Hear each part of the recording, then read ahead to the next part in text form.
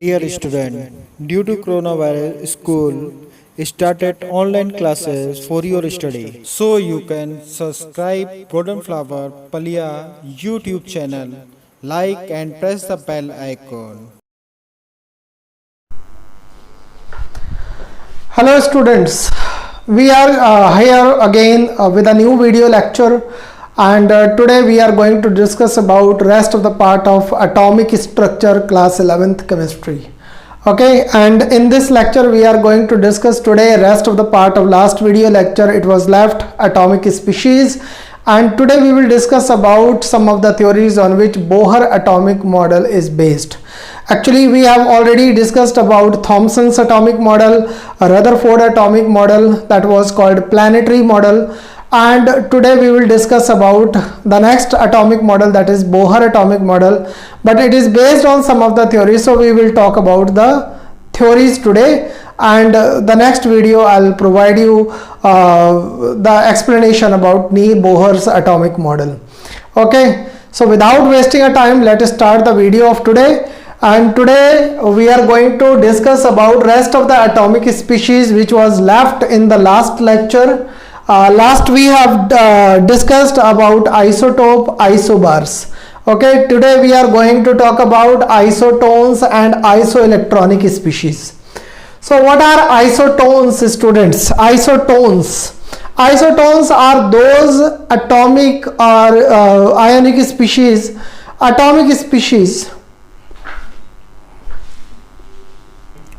So isotones are those species which have same number of neutrons. Okay, here we can write the definition as the atoms of the different elements having same number of neutrons are called isotones.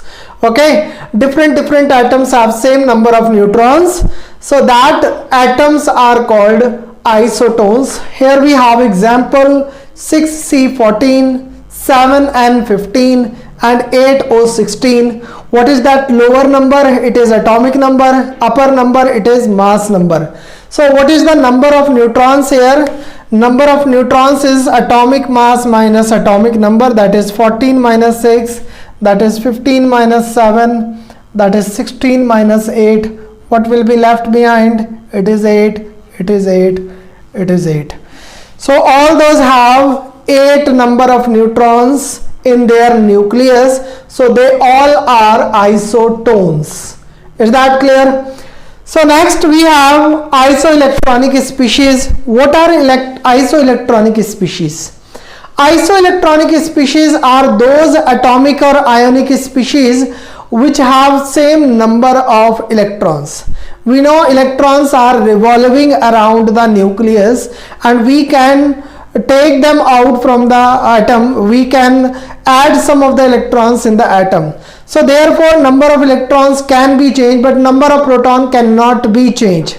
So when we are changing the number of electrons, we can make them equal to the other atom or other ionic species. Okay, so here we have some of the species which have equal number of electrons, and those are the atomic species which having same number of electron are called isoelectronic, and those have O2 minus, F minus, Ne, Na plus, Mg2 plus, Al3 plus. So this is oxygen ion, fluorine ion, neon, and this is sodium, this is magnesium ion, aluminium ion. So how many electrons all they have? How many electrons they have? Number of electron is equal to number of proton if it is an atom. Okay, how much it is the atomic number? Oxygen's atomic number, it is 8. So 8, how many electrons it has taken? It is 2 electron it has taken, because 2 minus charge is given on the O2 minus it is given. So 2 electrons we will add together, and we get 10. Fluorine's atomic number, it is 9 plus 1, it is 10. Neon's atomic number, it is 10, and nothing is going to be added in neon because it is a noble gas. Sodium's atomic number, it is 11. How many electrons has been taken away from the sodium atom? Here it is plus given, so that means 1 electron is taken away from the sodium atom. So 11 minus 1, it is equal to 10. Magnesium, it is 12 minus 2, it is equal to 10. And aluminium, it is 13 atomic number and 3 electrons are taken away from the aluminium atom. So 10 are left behind. So these are isoelectronic species which have equal number of electrons. All are having 10 number of electron. Okay, so you might have understood this concept. These atomic species, isotopes was the atoms of same element having same atomic number. Okay, isobar, it was the atom of different element having same mass number. Okay, isotones having same number of neutrons, and isoelectronic species are those which have same number of electrons. And you have to remember, here we are not defining them like atoms of different element or atom of same element. Okay, here we have called this atomic or ionic species having same number of electrons are called isoelectronic species. So after atomic species, we have another important topic, that is Bohr atomic model. As I told you that today we are not going to talk about Bohr atomic model. We will talk about the theories on which this model is based. Okay, because it is a long discussion. So Bohr's atomic model is based on the following assumptions. One is dual nature of electromagnetic radiation, and another is experimental result of atomic spectra. Okay, spectra is a plural word of spectrum. Okay, in Rutherford atomic model, what we have discussed, the drawbacks of Rutherford was, according to the Rutherford model, there should be the band spectrum. But till the Bohr came with his model, a number of experiment was done upon atomic spectrum. So we got a lot of experimental result of atomic spectrum. So that atomic spectrum he used in his atomic model. Another, it was dual nature of electromagnetic radiation. What does mean of dual nature of electromagnetic radiation? It means that electromagnetic radiation is showing two type of nature. Two type of nature is what? One is wave nature and another is particle nature. We are considering that electromagnetic radiation is particle as well as wave. It can behave as wave also, it can behave as a particle also. Because somewhere the phenomena are which is based on the particle nature only. If we are talking about photoelectric effect, if we are talking about Compton effect, so there we need a particle nature. If we are considering the electromagnetic radiation as a particle, it is consist of a number of particles, then only we can explain that phenomena. Okay, and another it is the wave nature, but some of the phenomena are like that, like polarization, like interference, like diffraction. We will talk about them also. Okay, and they are as a chapter in class 12th, and we will study there also the wave nature of electromagnetic radiation. So this electromagnetic radiation has two nature, one is wave nature and another is particle nature.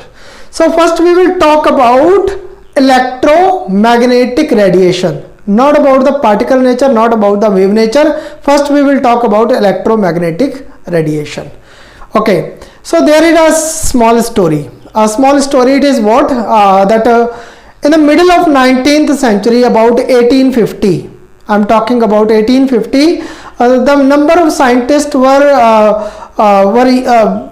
discovering about a thermal radiation, because they came to know there is some relation between thermal radiation and matter. Okay, so they wanted to know what this thermal radiation is made up of. Okay, so in 1850 they got that this thermal radiation is made up of electromagnetic radiation, and this electromagnetic radiation or electromagnetic waves that we are calling, they made up of different frequencies and different wavelength. They have different kind of frequency and different kind of wavelength. Then a person came in 1870 with this phenomena that he told how these electromagnetic radiation is consisting of, how it is made up of. So that was a person, James Clerk Maxwell. Okay, one of the famous scientists he was, and he told that when accelerating charge particle is it produces alternating electrical and magnetic field which further produce electromagnetic radiation or electromagnetic waves. Okay, so his this experiment, this assumptions was shown by an experiment which was done by Heinrich Hertz. Okay, so Heinrich Hertz has proven that James Clerk Maxwell theory was correct, and he stated that when a charged particle is moving under acceleration, it produces alternating electrical and magnetic field, and which together form electromagnetic waves, or we call them electromagnetic radiation. Okay, it was done by James Clerk Maxwell. Okay, so next it is came how this all phenomena was done. He has given a figure also, and what was about that I am going to tell you. What he told, how alternating electrical and magnetic fields are producing electromagnetic wave, a little bit I will tell you. So he told that if electrical field and magnetic field, they are perpendicular to each other and vibrating, they produce electromagnetic wave which propagate perpendicular to both electric field vector as well as magnetic field vector. Here I am showing electric field vector E vector and magnetic field vector, that is B vector. Both are perpendicular to each other. It is actually like this axis, okay, outward direction, and this is perpendicular upward, and this is perpendicular to both of them. It is horizontal direction. X axis we call it Y axis, we call it Z axis. Okay, so he told when electrical and magnetic field both are varying with time, they produces electromagnetic wave which propagate perpendicular to both of electric and magnetic field vector, and he told that they are transverse in nature. Okay, they are transverse in nature, that you will study in physics. What is transverse nature and what is your longitudinal nature of the wave. Okay, so these are the waves produced by electric field vectors, these were the waves produced by magnetic field vectors. Okay, and this one, it is like electromagnetic waves they are. Okay, they are propagating perpendicular to both electric field and magnetic field. Okay, this I am making just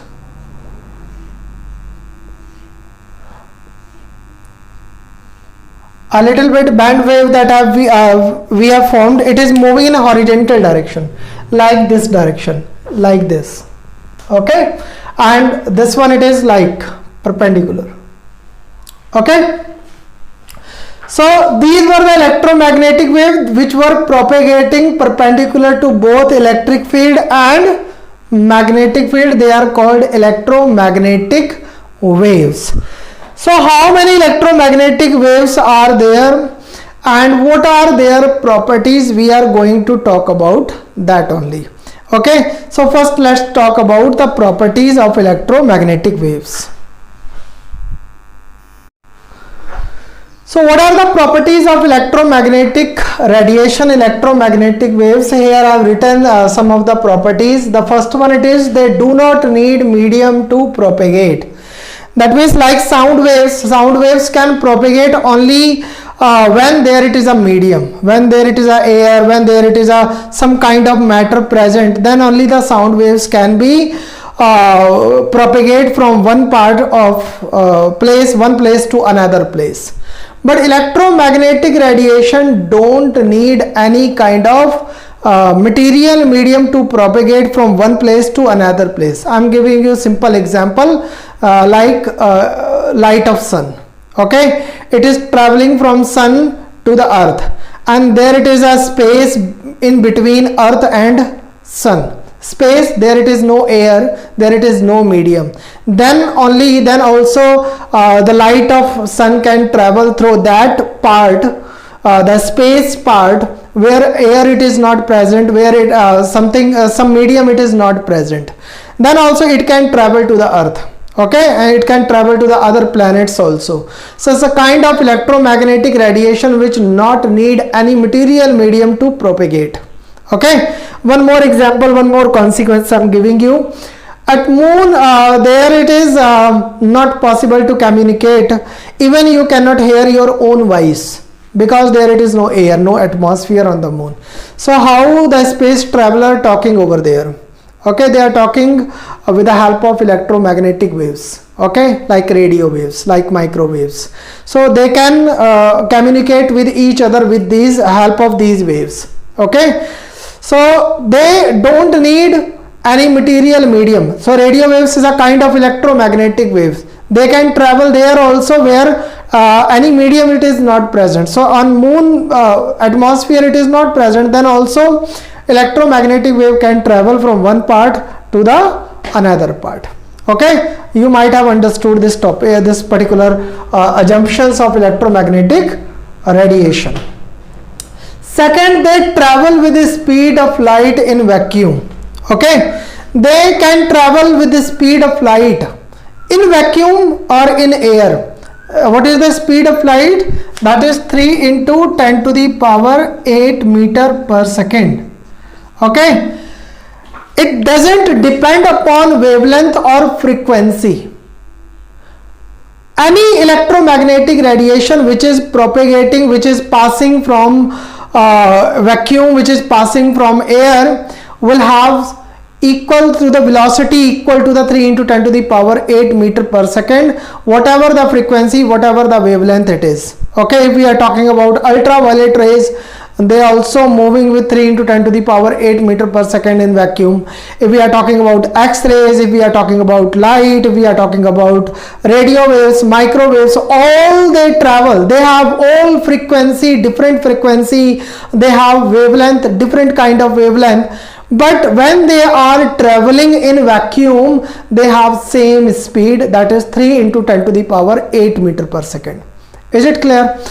So next it is, they are transverse in nature. As I made this diagram before that one, I told you they are transverse in nature. What does means of transverse in nature? What is transverse nature of a wave? Transverse nature of a wave is like that when a wave is passing from a medium, the particles of medium they displace from their mean position perpendicularly. Okay, they are displacing perpendicular, they vibrating perpendicularly to the direction of propagation. Like wave is passing to the x-axis, the medium particle will propagate, will vibrate about their mean position perpendicularly. They will go up and down, and wave is passing horizontally. Okay, wave is moving horizontally, but particles of the medium, they are vibrating up and down, that is perpendicular to the direction of propagation. This kind of nature, it is called transverse nature.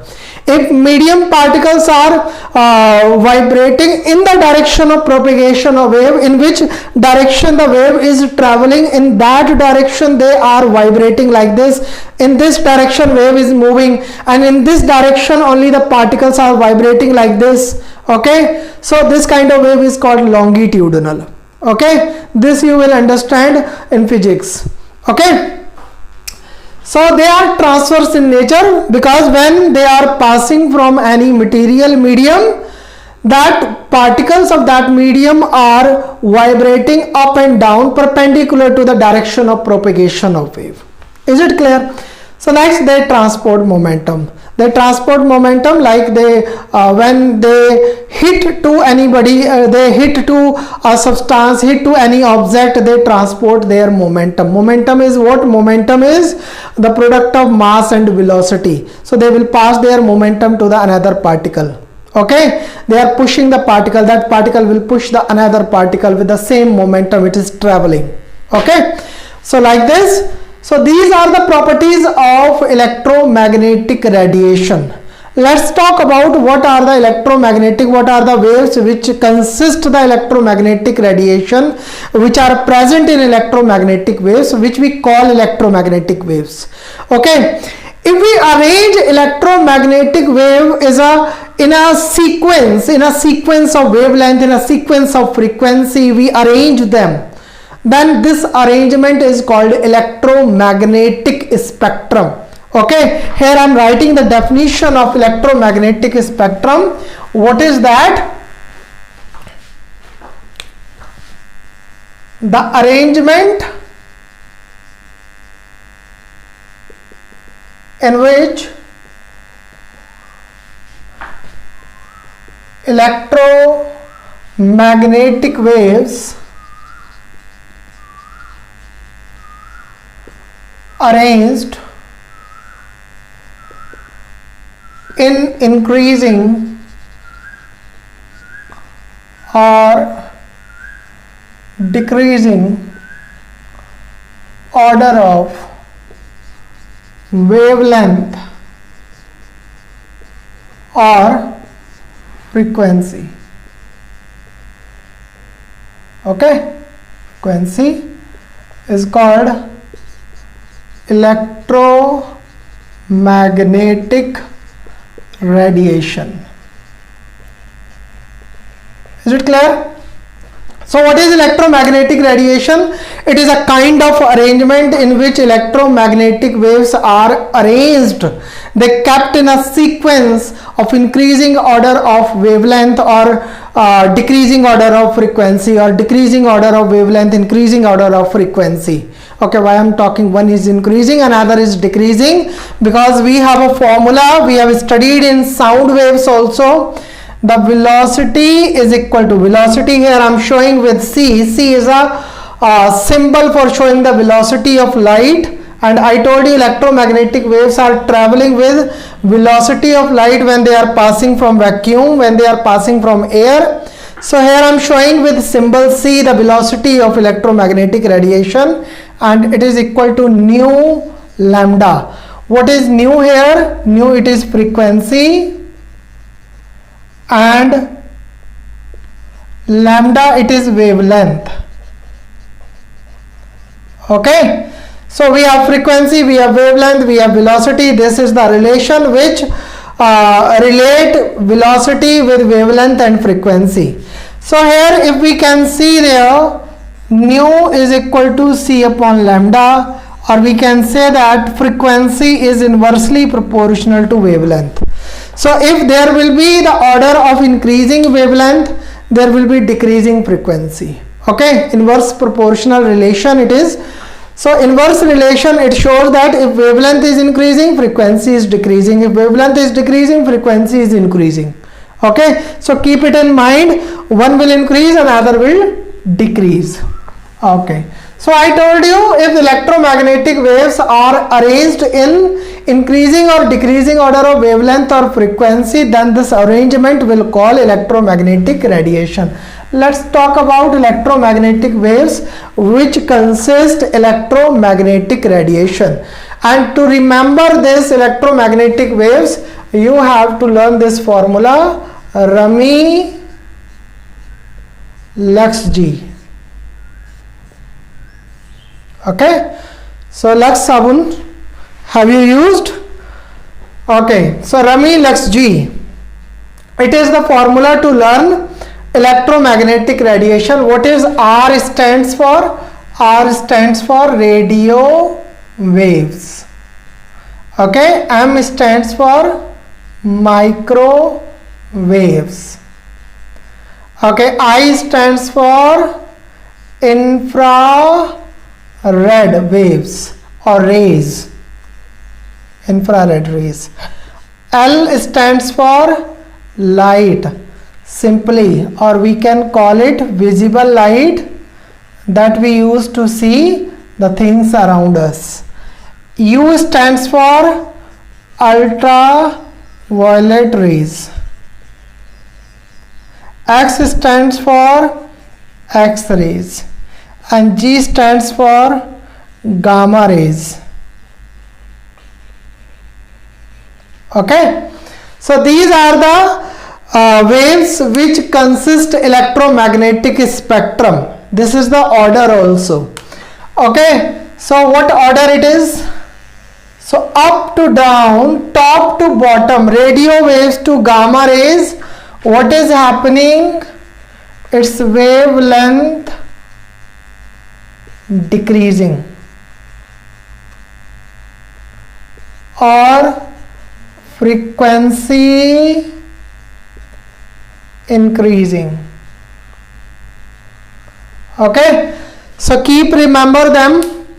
So radio waves wavelength is largest one, greatest one, and gamma rays it is the smallest one, and higher frequency it is of gamma rays, lowest frequency it is of radio waves. So when we are moving from top to bottom in this arrangement, so its wavelength is decreasing. Radio waves are having the largest wavelength and it is having the smallest wavelength, and the frequency we are talking about, so radio waves having the least frequency and gamma rays having the highest frequency in this order.